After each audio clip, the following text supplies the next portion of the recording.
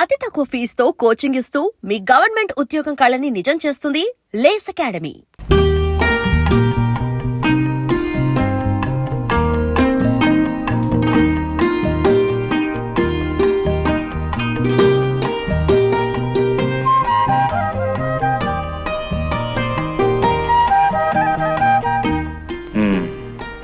అమ్మాయి గారి సిగ్గుగా ఉందా? సిగ్గుగానే ఉంది.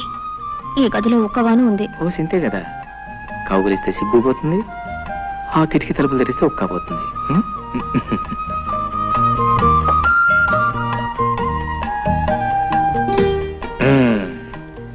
కిటికీ తలుపులు తెరిచాను, గాలి వస్తుంది, నీ ఒక్కపోతుంది. పోతే ఆ సిగ్గు కూడా తెచ్చేస్తాను. పాల గ్లాస్ ఇక్కడ పెట్టు, కూర్చో. ఒక ఫ్యాన్ కొనుక్కోవచ్చు కదా. ఫ్యానా? దాన్నేం భాగ్యం. ఎన్నాళ్ళు ఒంటరివాణి కదా, దాని అవసరం లేకపోయింది. హాయిగా ఆరు బయట పక్కేసి పడుకుంటే ఆ పైరుగాలికి మైమరిచి నిద్ర పెట్టేది. ఇల్లాలో నువ్వు వచ్చావు కదా, అసలు మన సంసారానికి కావాల్సిన ముఖ్యమైనవన్నీ ఒక లిస్ట్ తయారు చేసి వచ్చే పట్ల కొనేస్తాను. ఫ్యాన్ తోటే సంసారం సుఖంగా సాగిపోతుందా? అబ్బే, భార్యాభర్తల మధ్య ప్రేమ, మమత, అనురాగం అవి ముఖ్యం, అవి ముఖ్యం. నేననేది అది కాదు. మరి ఏం చక్కగా తాతయ్య గారింట్లో గదికొక ఫ్యాన్ ఉంది, కొళాయి తిప్పితే నీళ్ళొస్తాయి, భోజనానికి టేబుల్, కుర్చీలు, పడుకోవడానికి డబుల్ కాటు. దేనికైనా అదృష్టం ఉండాలి. అదృష్టం కాదు, డబ్బులు డబ్బులు ఉండాలి. నేలను బట్టి నీళ్లు, లక్షణాలను బట్టి లక్షణాలని మన పెద్దలు ఊరికే అన్నారా? చూడు, వెనక ఒక మాట చెప్పనా, మనకున్నదాన్ని మనం స్వర్గం అనుకుంటే స్వర్గం, నరకం అనుకుంటే నరకం. కుళాయి తిప్పినా వచ్చేది ఆ నీళ్లే, మన పెరటి బావిలో తోడినా వచ్చేది ఆ నీళ్లే. ఫ్యాన్ తిరిగినా వచ్చేది ఆగాలే, మన కిటికీ తలుపు తెరిచినా వచ్చేది ఆగాలి. పందిరి మంచమైనా, డబుల్ కాటైనా నిద్ర ముఖ్యంగానే మంచం కాదు. సర్లే, మగాళ్ళకి ఏదో సర్ది చెప్తారు. సత్య చెప్తాం కదా, జీవితానికి అర్థం చెప్తున్నాను. రా, ఎందుకు? బాగా చెప్తాను. ఇటు రావోయ్. చూడు, ఆ చెట్టు కింద నా జంటను చూడు. ఎండొచ్చినా వానొచ్చినా ఆ చెట్టే వాళ్ళకి శరణ్యం, అదే వాళ్ళ మిద్దే, వాళ్ళ మేడ.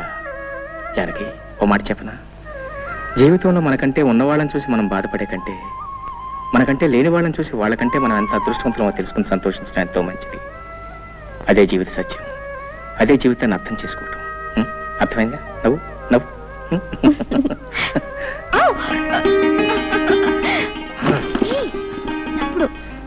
చప్పుడు నువ్వు పట్టించుకోకూడదు. ఇది మాకు బాగా అచ్చొచ్చిన పట్టి మంచం. మా వసువంతా దీని మీద పుట్టిందట. సిగ్గా? సిగ్గుపడితే పనులలో జరుగుతాయి. పిచ్చిదనో పిచ్చిదనో.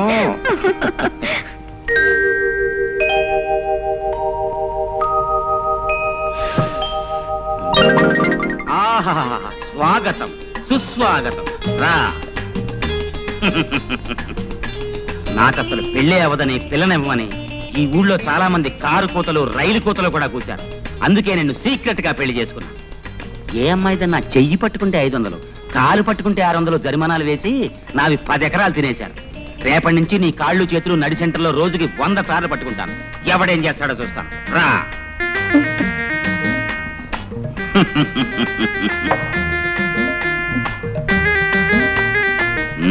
సిగ్గుపడుతున్నావా? బాగా సిగ్గుపడు. ఈ లీలాకృష్ణకి ఆడవాళ్ళని లాలించడం డాల్డాతో పెట్టిన విద్య. శ్రద్ధగా విను. ముందు నేను కౌగలించుకుంటాను. గుబ్బులు గుబ్బులుగా ఉంటుంది, ఏం భయపడకు. ఆ తర్వాత నిన్ను ముద్దు పెట్టుకుంటాను. మత్తు మత్తుగా, గిలి గిలిగా, గుండె దడదడగా ఉంటుంది, కాళ్ళు చేతులు వణుకుతాయి, అయినా భయపడకు. ఆ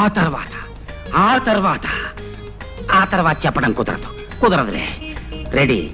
కౌగలింత. ఇదేం కౌగలింత?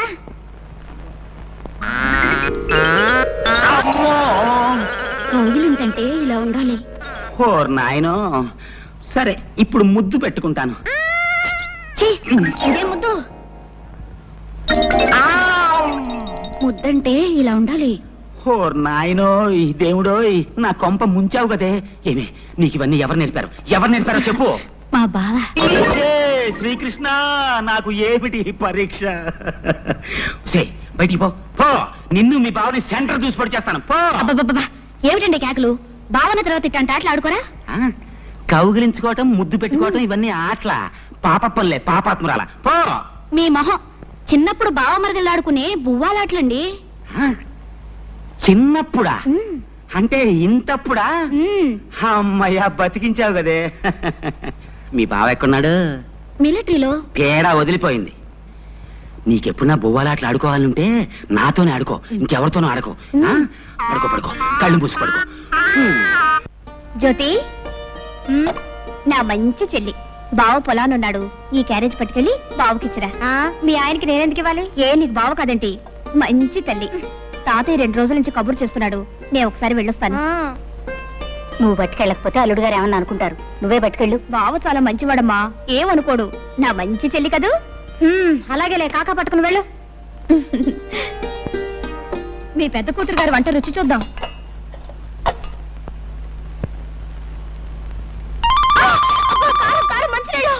చాలే ఊరుకోవే, మరీ నడమంత్రం.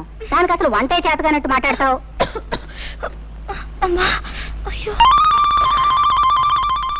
అబ్బా, ఈ వంట తింటే మీ బావు పని అయినట్టే. నేను వేరే క్యారేజీ పెడతాను, పట్రా. ఇదేంటి నువ్వు వచ్చావు? మీ అక్క ఏమైంది? జమీందార్ తాతయ్య గారింటికి వెళ్ళింది. ఆహా, కట్టుకున్న 3 కంటే జమీందార్ తాత ఎక్కువాడనమాట. అంత కోపం ఏంటి బావా? పాపం తాతయ్య మరీ మరీ రమ్మని కబుర్ చేస్తేనే వెళ్ళింది. రా తిందువు గాని. అరే నాకు కుదరటా వదా. ఇవాళకి అక్కని క్షమించే బావా, రా. సరే, ఇవాళ ఒక్కనాడు క్షమిస్తున్నాను, రేపటి నుంచి క్షమించను. నువ్వు కనుక రేపటి నుంచి క్యారేజ్ తీసుకొచ్చావు నీ కాళ్ళు చేతులు కొడుతూనే ఉంటున్నావు. సర్లే, రా రా రా. రమ్మంటుంటే తీసుకునే జానకి. జానకి, అబ్బబ్బా, ఏమిటా కేకలు? కేకలేంటే కేకలు? అవును, ఏమిటి మోసం? పొలానికి అన్నం పట్టుకొస్తానని చెప్పి నువ్వు రాకుండా మీ చెల్లాన్ని పంపిస్తావా? నీకెన్ని గుండెలు? ఇదిగో, లేకపోతే రాపోయావు కానీ మధ్యాహ్నం వంట చేసావు అమృతం. స్వర్గానికి బెత్తిరే బెత్తిరడం. నీ మట్టి వాసన చెవట కంపు భరించలేకపోతున్నాను. ముందెళ్ళి స్నానం చేసిరా.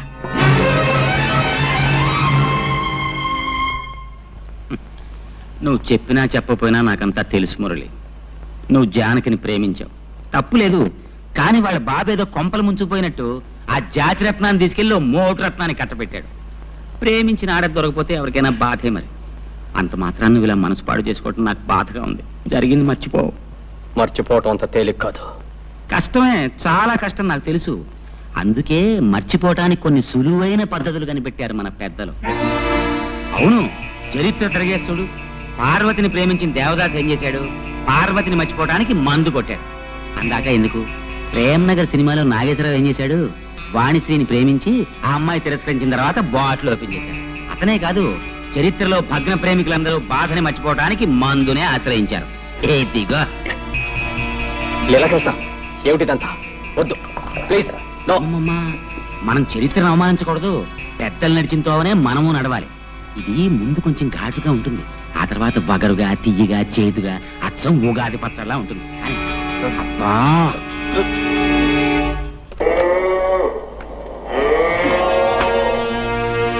ఏమిటి?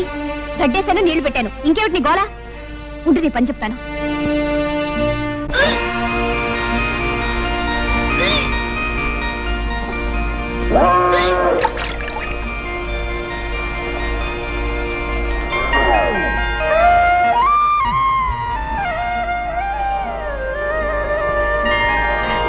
నీకడు బంగారం కాను.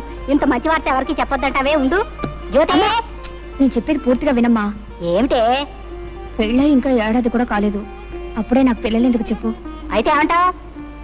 ఏం లేదు, ఇరకల వెంక మీద పోవడానికి ఏదో మందిస్తుందట, అది నేను వేసేసుకుంటాను. పిచ్చి పిచ్చిగా వాగా అంటే చెప్పు తీసి కొడతాను. బావా, నేను ఒకటి అడుగుతాను, నువ్వు కాదనకూడదు. అయ్యో రామ, భార్య కాస్త ప్రేమగా అడిగితేనే ఏమో కూడా ఏం కాదనలేడే. ఇంత గట్టిగా కౌలించుకుంటే ఏం కాదంటాడు? ఏం కావాలి చెప్పు. మరే మరే మరి గుండి కావాలా? అదేం కాదు. గుండి కావాలా? అదే కాదు. ఏం కావాలో చెప్పు. మరి మరి మరి పెళ్ళైన ఏడాదికి పిల్లలు పుట్టే వాళ్ళ మీద నీ అభిప్రాయం ఏమిటి? ఏడాదికి పుడితే అదృష్టవంతులు, 9 నెలలకి పుడితే మంచి కష్టజీవులు అనమాట. 4-5 సంవత్సరాల తర్వాత పుడితే వాళ్ళ మొహం, వాళ్ళ గురించి కూడా ఒక అభిప్రాయం, ఒట్టి బద్దగస్తులు అనమాట. అవును, నువ్వేదో అడుగుతావని చెప్పి ఏమిటి అడుగుతావేంటో? మర్యాదగా చెప్తావా లేకపోతే వెళ్ళి నీళ్ళు పెడతావా? అబ్బా, నీదంతా కంగారే, ఏది సరిగా వినవు. ఏది నువ్వు చెప్తే కదా వింటాకే, చెప్పు. నేను నెల తప్పాను. తప్పగా నీళ్ళు పెట్టవా? అబ్బా, ఏది అర్థం కాదు. 1 నెల కాదు, 3 నెలల వరుసగా తప్పాను. 3 నెలలు కాబట్టి 6 నెలలు తప్ప. ఇప్పుడు ఏం పోయింది, తర్వాత మాట్లాడుకోవచ్చు. వెళ్ళి నీళ్ళు పెట్టు, నా చెమట పడి చేస్తుంటే. ఏంటి వరుసగా 3 నెలలు తప్పానన్నావా? 3 నెలలు? ఐ! ఆహా! నా పిల్ల 3 నెలలు తప్పింది, నేను 6 నెలలు తప్పానా? అది కాదు బావా, నేను చెప్పేది కాస్త ఆలోచించు. ఏంటో ఆయన నువ్వు చెప్పేది నేను ఆలోచించేది. నోరుమూసి పడక, నిద్ర వస్తుంది. మరీ ఇంత తొందరగా పిల్లలు ఎందుకు చెప్పు? ఇంకా చిన్న పిల్లవి. అవును, ఈ మాట చెప్తే మీ అమ్మ ఏదో అందన్నావు, ఏమంది? చెప్పు తీసుకు కొడతానంది. ఏటో చెప్పు తీసుకు కొడతానంది. మీ అమ్మ కేవలం మాటల్లో ఉంది, నేను కొట్టి చూపిస్తాను అనుకున్నావు. లీలాకృష్ణ గారు, మీకు శుభవార్త. మగపిల్లాడు పుట్టాడు. సంతోషం అండి, చాలా సంతోషం. ఉండండి, మీ ఫీజు ఇస్తాను. గురువు గారు, నాకు చిన్న అనుమానం. అవకాశం ఇచ్చాను, అడుక్కో. ఏం లేదు, మీకు పెళ్ళై 9 నెలలు అవ్వలేదు కదా, అప్పుడే పిల్లాడు ఎలా పుట్టాడండి? ఓర్ నాయనోయ్, డాక్టర్ గారు, ఇది అన్యాయం, మోసం, దగ, కుట్ర. మీకు నేను ఫీజు ఇవ్వను. ఏమిటండి మీరు అనేది? పెళ్ళైన 7 నెలలకే పిల్లాడు ఎలా పుడతాడండి? అంటే నా భార్య చాలే ఊరుకోండి, అన్యాయంగా మాట్లాడకండి. కొంతమందికి ఇలా నెలలు నిండకుండానే పిల్లలు పుడుతూ ఉంటారు. అంతేనంటారా? అంతే. ఇదిగోండి మీ ఫీజు. థ్యాంక్స్.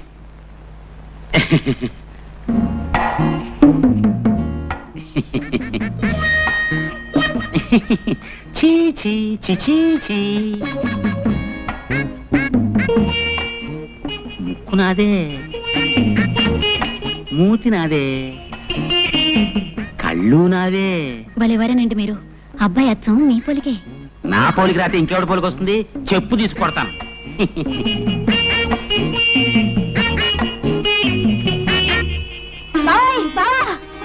ఏంటే ఏంటే ఏంటే? అయ్యో అయ్యో ఏంటే? ఈ మహారాజు గారికి మహాలక్ష్మి పుట్టింది. నా కూతురు పుట్టిందా? హాయ్ రే, ఇదిగో ఈ 100 రూపాయలు తీసుకుని మీ ఇష్టం వచ్చిన సరదాలు ఏమైనా చేసుకోండి. పోండి, పోండి, పోండి, పోండి, పోండి.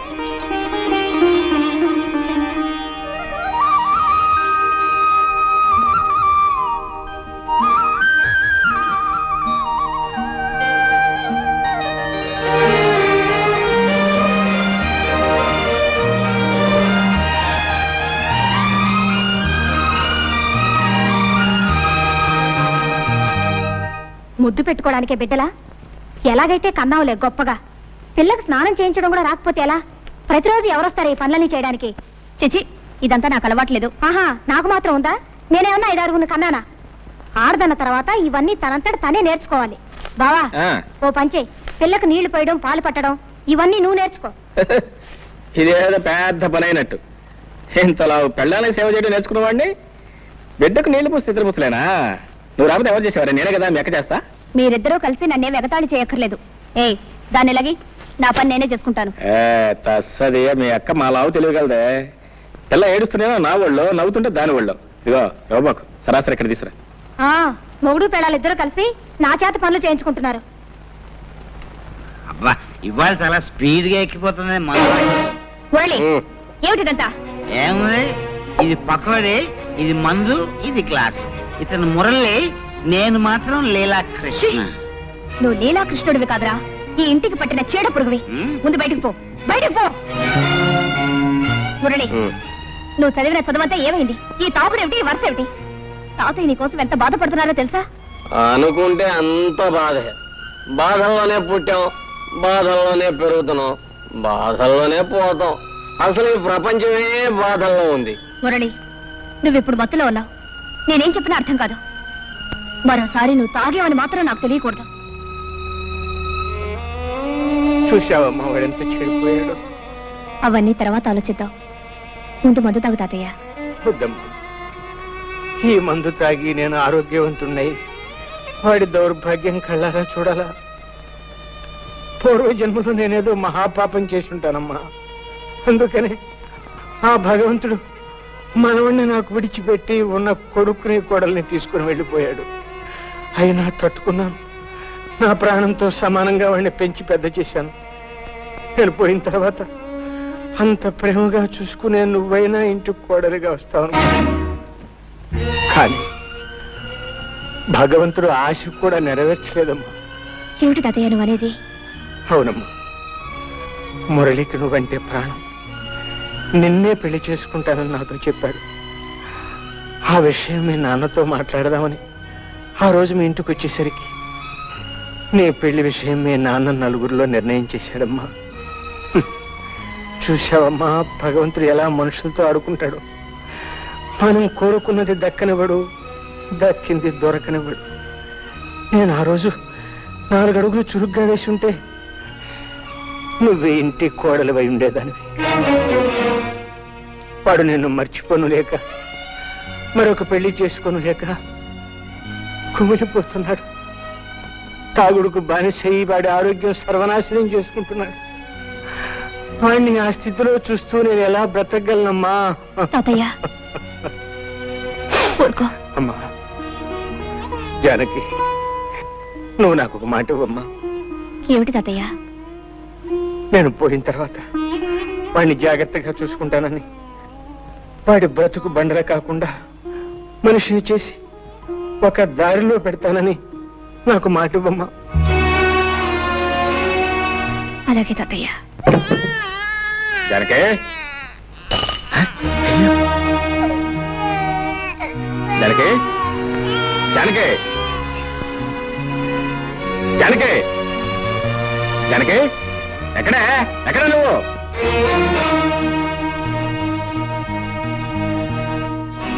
ఎక్కడికి వెళ్ళావు? తాతయ్య గారింటికి వెళ్ళాను. ఈ శనిగ్రహం అప్పుడే లేచిపోయిందా? ఎవరు శనిగ్రహం? ఎవరు శనిగ్రహం? పసిబిడ్డను ఇంట్లో ఒంటరిగా వదిలిపెట్టి పెత్తనాలకు వెళ్ళిన చాలక ఇంకా శనిగ్రహం అంటున్నావా? శనిగ్రహం అని. నేను వెళ్ళేటప్పటికి నిద్రపోతుంది. అవును, నువ్వు వెళ్ళేటప్పుడు నిద్రపోతుందని, నువ్వు ఇంటికి వచ్చే వరకు నిద్రపోతూనే ఉంటుంది అనుకున్నావా? నేను రావటం కొంచెం ఆలస్యం ఏమైతే తెలుసా? ఉయ్యాలంచి కింద పడేది. ఉయ్యాల నుంచి కాకపోతే మేడ నుంచి పడ్డానికి మనకి మేడలు లేవుగా. తప్పు చేసిన కాకుండా ఏమిటా పెడసరుపు సమాధానం? తాతయ్య కొంట్లో బాలేదు, అవన్నీ సర్దుకొని వచ్చేసరికి ఆలస్యమైంది. తాతయ్య తాతయ్య మాట్లాడితే తాతయ్య కూడా దొరికాడు. ఇదిగో, నీ తాతయ్య చాలా డబ్బున్నాడు. నువ్వు వెళ్ళినా వెళ్ళకపోయినా ఆయన చూసుకోవడానికి 10 మంది నౌకర్లు ఉన్నారు. నువ్వు ఆయన గురించి ప్రత్యేకంగా ఏం తాపత్రపడాల్సిన అవసరం లేదు. ఇదిగో చెప్తున్నాను, నువ్వు మళ్ళీ ఆ ఇంట్లో అడుగు పెట్టడానికి వీల్లేదు. ఎందుకు వెళ్ళలేదు? వీల్లేదంతే. వెళ్తే ఏం చేస్తావు? పళ్ళు రాలగొడతాను.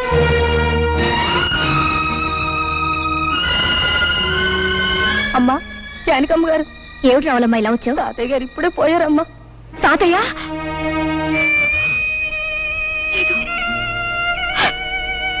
లేదు.